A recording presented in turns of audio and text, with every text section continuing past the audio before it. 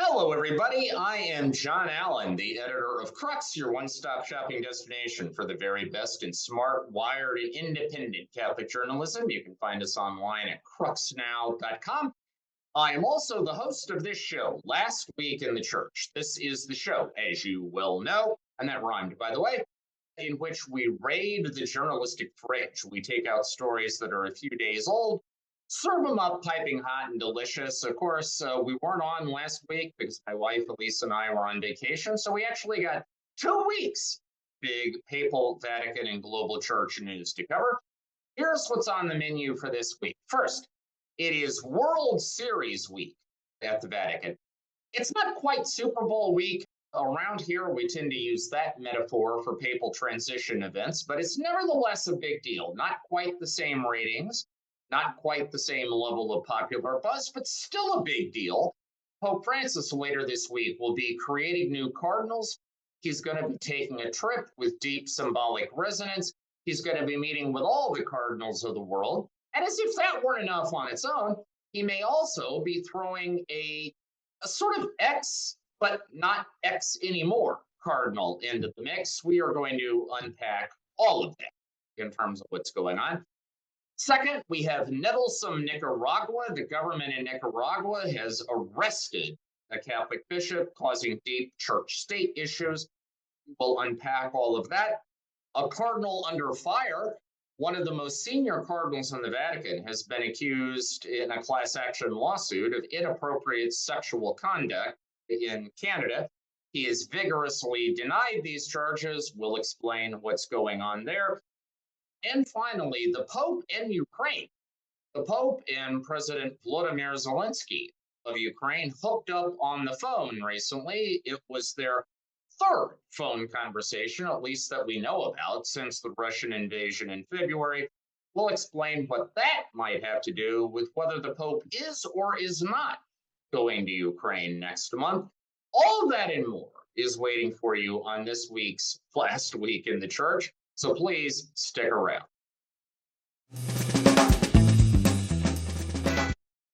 All right, everybody, welcome back. Happy Tuesday to you. Hope you had a wonderful fortnight. We were off last week, and basically we had a fantastic vacation, except for the fact that at one point my bag was stolen by an unidentified thief, which contained not only my wallet with like all my credit cards and cash, but every form of ID I have on earth. So like all my Italian ID, all my American ID, all of it gone in a poof. Really, right now, the only way I have to prove that I'm me is that you are watching this video. So if you are, I may be coming to you for an affidavit certifying that you know that I'm me. So just so you know, maybe calling on you.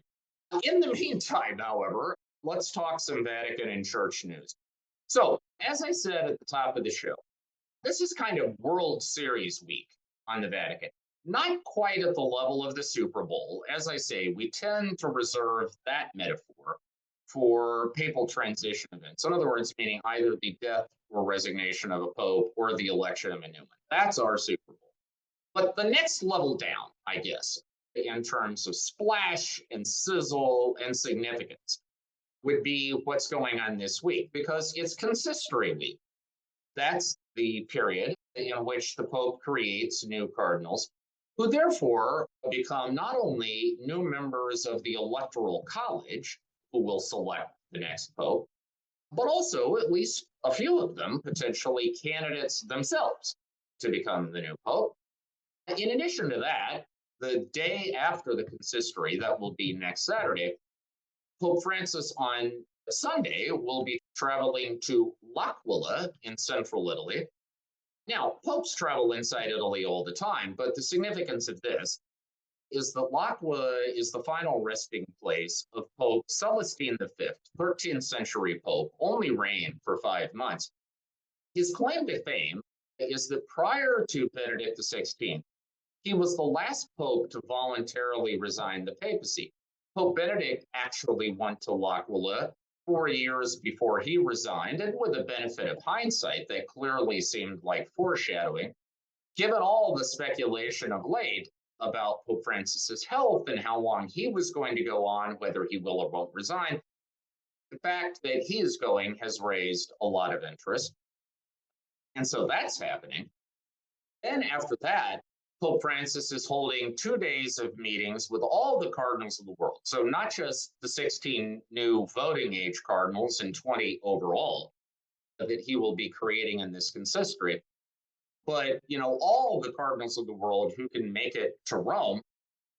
The idea being he wants to brief them on his recent document, his new apostolic constitution, overhauling the Roman Curia, kind of the fruit of the reform he has been working on for the last 9+ years. So that's a lot of activity going on, which in and of itself, no matter what else, that would be of interest. We're talking about creating new people who are going to vote for the next pope, potentially creating new candidates. We're talking about whether the pope is or is not going to resign, and if so, when. We're also talking about, Vatican reform and having all of the plausible candidates to be the next pope in the same place at the same time on the same stage. I mean, that has got must-see TV written all over it, right? But as if that weren't enough. I mean, this is like one of those infomercials on TV, right? Wait, that's not all. Because, in addition to all of that, it turns out Pope Francis may be dealing us yet another wild card. Because here's the thing. You see this show on Tuesday, but we actually recorded on Monday. So yesterday, that is Monday, as we record this, there's a breaking news story here in Rome. It is as yet unconfirmed, so can't say with 100% confidence this is true. But the report is that Pope Francis on Saturday called up Italian Cardinal Angelo Becciu, and told him that he wants him to come to the consistory and he wants him to take part in those 2 days of meetings with all the cardinals of the world. Now, why does that matter? Well, if you have been following the bouncing ball here on Last Week in the Church, you know the Becciu saga. Let me explain. You know what? To quote the movie Princess Bride, there is too much. Let me sum up. All right? So here's the summary. Cardinal Becciu used to be the Pope's chief of staff. He was the sostituto, the Secretary of State.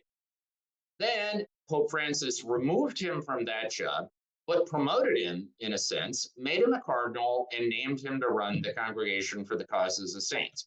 That lasted until Cardinal Becciu was one of 10 defendants indicted by a Vatican tribunal for financial crime as part of this controversial $400 million land deal. Now, even before those indictments were issued, Pope Francis kind of brought the hammer down because he called in Becciu one day, kind of out of a clear blue sky, and told him that not only was he firing him as the head of the Congregation for Saints, but he was also revoking his privileges as a cardinal. So Becciu would no longer be able to participate in the next conclave or do anything else that cardinals typically do. Okay? So he technically remained on the books as a cardinal, but all of his privileges were taken away. At the time, we called it a defenestration, okay, that the Pope had defenestrated Cardinal Becciu. Now, curiouser and curiouser, then on Holy Thursday of the year this happened, Pope Francis went to Cardinal Becciu's apartment to visit him on Holy Thursday. None of us knew quite what to make of that. Then, these criminal indictments come out. Cardinal Becciu is on trial. That trial is far from being over. In fact, before the summer recess, they had finished hearing from most of the 10 defendants who are under indictment, but there are something like 200 other witnesses that the defense and the prosecution together have called. I mean, this trial, theoretically, if all of those people are going to be called, if they're all actually going to testify, and if they take as long as the other witnesses have, this could be going on for years. So in other words, obviously, no verdict, no finding of innocence or guilt in this trial. But the latest development is that Cardinal Ouellet has said that, and he said this publicly on the record to reporters, that the Pope has invited him to come to the consistory and also to the meetings of cardinals. And he is touting this, that is, Ouellet is touting this, is he is being reintegrated. In other words, his privileges as a cardinal, according to him, are being fully restored. Now, we, like presumably every other media outlet in the world, have asked the Vatican for comment on this. As of this recording, we do not yet have that comment. So not entirely clear whether this is true, and if so, what to make of it. But let's assume for a moment it is true. Pope Francis defenestrated Ouellet before this trial began. And now, apparently, before the trial has ended, he is what? Like re-fenestrating him? Un-defenestrating him? My personal favorite is de-defenestrating him. I like that because it's DD, and that actually happens to be the name of the prosecutor who was going after Ouellet in this trial, an Italian lawyer by the name of Alessandro Didi. And so you could say Ouellet maybe is being DD'd, but in this case, in a positive, not a negative sense. I don't know. We'll have to play with that and figure it out. But in any event, if this is all true, it certainly is going to make this consistory and these meetings with cardinals even more interesting. Because can you imagine, like, when the Pope meets with all the cardinals, he's supposed to be talking about his Vatican reform. And for more than a year now, like, the proof of that reform has, at least by, Vatican spokespersons and so on, one proof of the reform has supposedly been this trial in which, for the very first time, a cardinal of the Catholic Church is facing criminal charges in the Vatican. Well, now, even before that trial has done its work, the Pope apparently, at least in the court of public opinion, will be seen as passing a kind of preliminary judgment, which certainly might raise some interesting questions, right, in those meetings about how these reforms are actually working. Fortunately, those meetings with cardinals are not going to be public. It's not a pay-per-view event, but it would certainly be fascinating, right, to be a fly on the wall for those conversations. Needless to say, we are going to have full coverage of all of this on the Crux site. That is, again, cruxnow.com, cruxnow.com. So be following us later this week for the consistory, the outing to Ouellet, and also the meetings of cardinals. You know what? One final note about that meeting to Ouellet. I mean, yes, it is true. Pope Benedict went to Ouellet, and then he eventually resigned. Now Pope Francis is going to Ouellet. We don't know whether he will eventually resign. He may or may not. But here's the thing. If you pay careful attention to what Benedict said when he actually went to Ouellet, and what Pope Francis is saying about Pope Celestine V right now, they are both pointing to that resignation, not necessarily as a harbinger of their own resignations.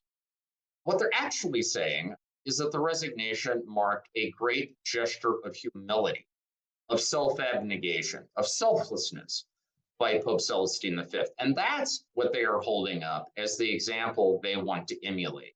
Humility and selflessness, not necessarily resigning the papacy. Whether Francis does or does not do that at some future point, he said he's not thinking about it right now, but he's left it open as a future possibility. We will see. But my point is, the mere fact that a pope goes to Ouellet and the mere fact that he praises Pope Celestine V doesn't necessarily mean he's getting ready to do the same thing.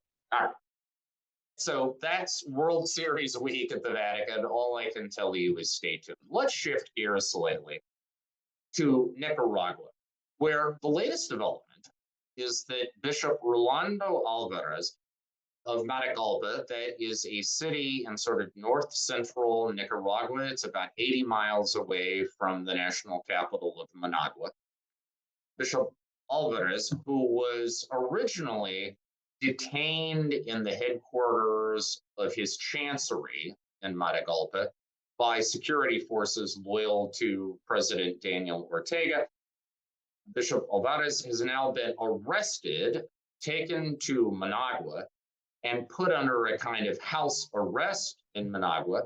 Many of his associates, that is, his collaborators, people who work for him, and so on, they have been put into prison in Managua by the security forces of Daniel Ortega. The Archbishop of Managua in Nicaragua, the same city where Alvarez is now being held under house arrest and where many of his collaborators are in prison, that archbishop is, if he's not physically in Rome right now, he is on his way because he is going to be getting his red hat this weekend and then taking part in this meeting of cardinals with the Pope. So imagine the irony. On the one hand, Pope Francis is getting ready to bestow what is considered a tremendous honor on the church in Nicaragua.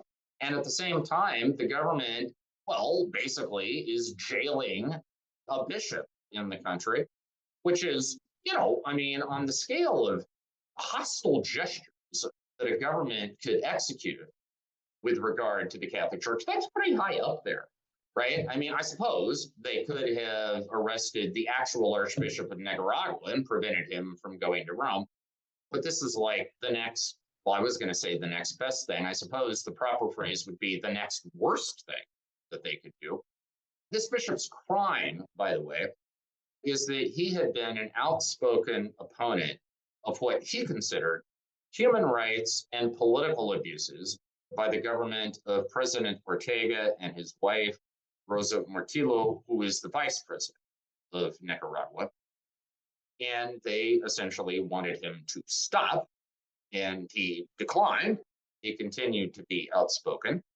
And apparently, in Nicaragua, that's reason enough to be thrown in jail. Now, so the bishops of Nicaragua have spoken out forcefully in defense of their brother bishop, who is behind bars. Other bishops' conferences in Central America have spoken out. Cardinal Matteo Zuppi of Bologna, the president of the Italian Bishops' Conference, has spoken out with an appeal for the liberation of the bishop.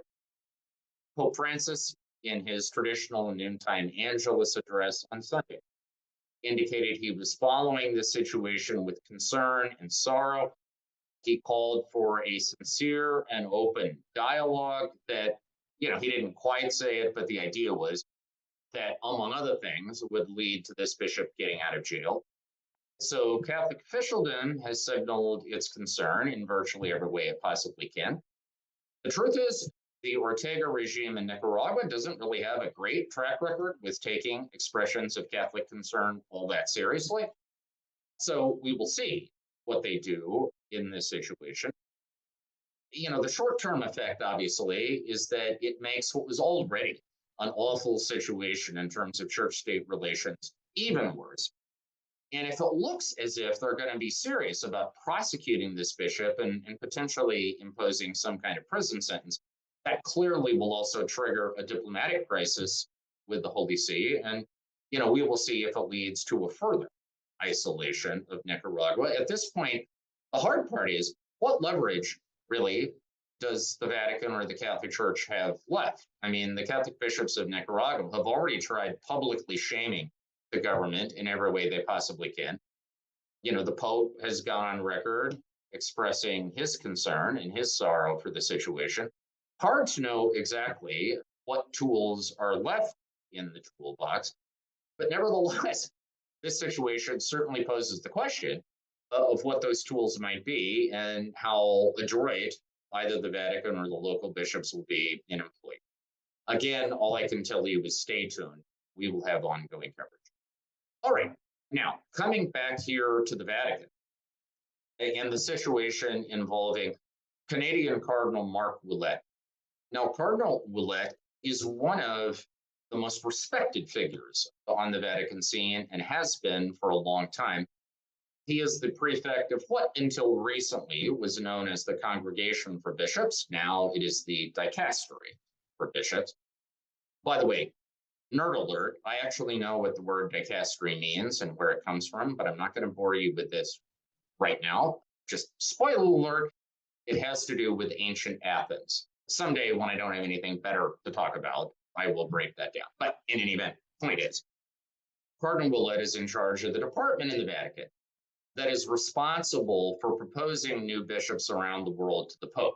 Interestingly, it is also responsible for disciplining bishops when there are complaints brought against them, which makes it all the more ironic that in this case, complaint is actually being brought against Cardinal Ouellet. So what's happened is that a lawyer in Canada has filed a class action suit against, rather, many members of the Canadian hierarchy on behalf of a number of alleged victims who are claiming various forms of sexual abuse and misconduct.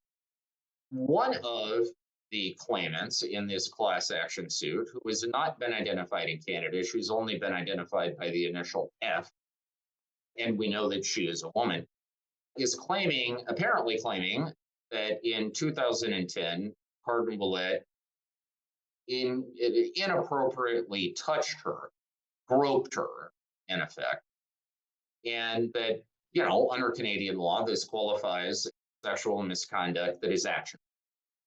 Now, this is a civil, not a criminal claim, but nevertheless, Cardinal Ouellet has vigorously defended himself.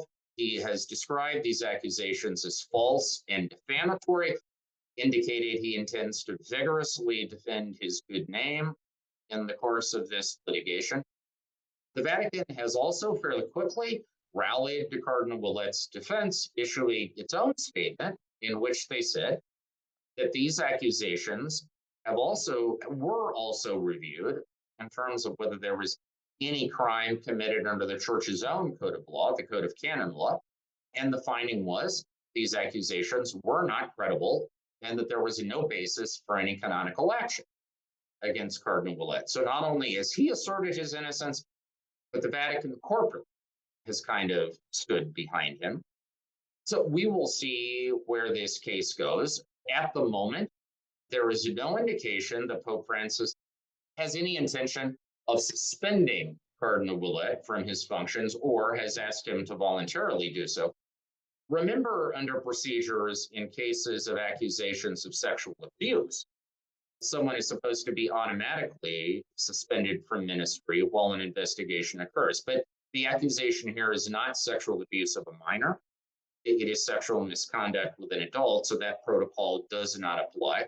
So for the moment, Cardinal Ouellet remains the head of the dicastery for bishops, remains in full possession of not only his responsibilities as a Vatican prefect, but also his privileges as a cardinal. We fully expect he will be at the consistory this week when his new brother cardinals are created, that he will take part in the meetings with all the cardinals in which Vatican reform is being discussed. And until there is some kind of finding of guilt in this civil litigation, certainly the Vatican statement would indicate that he will continue on. Obviously, if anything should happen to recalibrate that, we will be on top of it and we'll bring it to you. Finally, this week, the Pope and Ukraine. So on August 12th, we know that Pope Francis and President Volodymyr Zelenskyy of Ukraine had a phone conversation. We know this because President Zelenskyy tweeted about it afterwards, saying that he had spoken to Pope Francis, that he very much appreciated prayers for Ukraine that Pope Francis had promised him that he was offering. And Zelenskyy also said he had used the opportunity to brief the Pope on the horrors of the war and the crimes being committed there. Presumably he meant Russian crimes being committed as part of the war. And shortly after that tweet from President Zelenskyy, Vatican News, which is the official state-sponsored news outlet of the Vatican, also carried a story confirming the phone call. This is at least the third phone conversation we know about between Francis and Zelenskyy since the Russian invasion on February 24th. We know the two men spoke just 2 days afterwards on February 26th. Again, Zelenskyy had tweeted about it. We know they spoke on March 22nd because the next day, President Zelenskyy spoke to the Italian parliament. He was in Rome and talked about a phone conversation that he and Pope Francis had had. Now, there may have been other conversations that neither man has disclosed, but as I say, it's at least the third that we know about. the significance of it is, number one, it indicates that Pope Francis, as he has said so often, is following the situation in Ukraine very closely. But number two, and perhaps more importantly, it's another, oh, I don't know. I mean, it's another step in the ongoing sort of ballet that's been unfolding for a while about whether the Pope is or is not going to go to Kiev next month. Here's the deal. Pope Francis has already confirmed that he is going to Kazakhstan in mid-September to take part in a World Congress of Religions there. It is widely expected, though officially unconfirmed, that while he is in Kazakhstan, he will meet Patriarch Kirill, the head of the Russian Orthodox Church. That's a meeting that would certainly be received warmly by the Russians, that is, not only by the Russian Orthodox, but also by the Kremlin, because it would be a sign that the Vatican is not ostracizing, that the Vatican wants to be in ongoing conversation with them. Now, to offset that, one would suppose the Vatican would be looking for a way to reassure the Ukrainians that talking to the Russians doesn't mean the Pope is throwing Ukraine under the bus. The best way to do that, of course, would be for the Pope to actually physically make a stop in Kiev on the way to Kazakhstan. It has been widely speculated that he might do so. Recently, the Ukrainian ambassador to the Vatican seemed to drop some hints in that direction. His phone conversation with Zelenskyy on the 12th certainly does nothing to disabuse that notion. Again, unconfirmed on either side of the relationship, but it is still a live possibility. And it would make a great deal of diplomatic sense for a pope who was trying to thread a needle here, trying on the one hand to express deep concern for the humanitarian consequences of the war and for a country whose sovereignty has been compromised by a foreign aggressor, while at the same time not burning bridges with the Russians to such an extent that he loses any capacity to leverage events behind the scenes.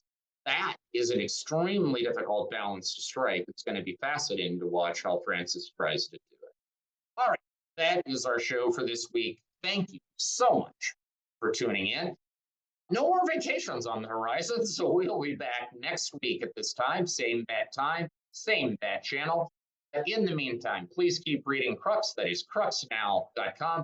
Have a fantastic and blessed week, and we will talk to you again soon.